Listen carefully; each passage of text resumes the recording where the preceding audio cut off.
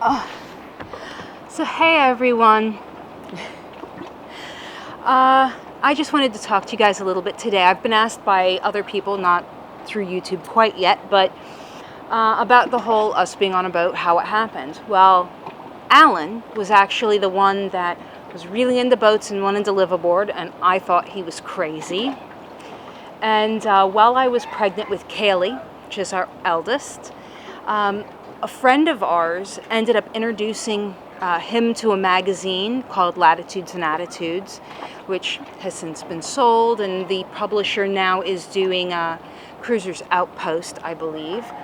And I just ended up reading these magazines about people on these amazing adventures and seeing these beautiful places that I wanted to see, but I never knew how I was going to be able to.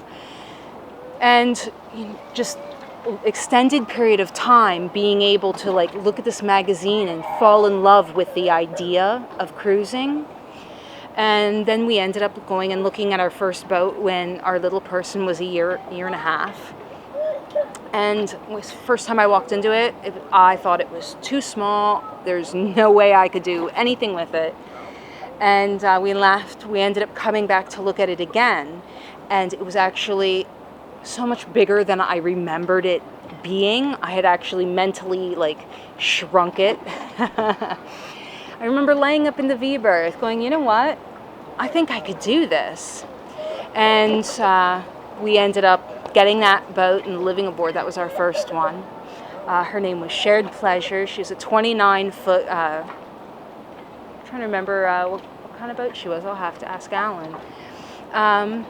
But yeah, so I was not a boat person at all, and have to some degree become one specifically because of my deep love of travel. We actually found the common ground, and yeah, that's pretty much where one of the things that's led us to where we are now, getting ready to do this trip. And one of the reasons I was so excited about it is because this is what this kind of trip is what started me with the idea of I think I could do boats.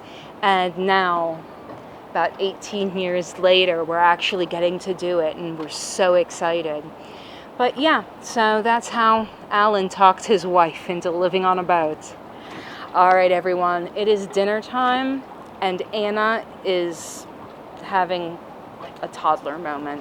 So I need to go, but remember to comment below. If you know anybody who might be interested in this article, make sure you send it to them. If you have any other questions, please do ask. And if you haven't subscribed, come and join us. We're doing regular vlogs at this point.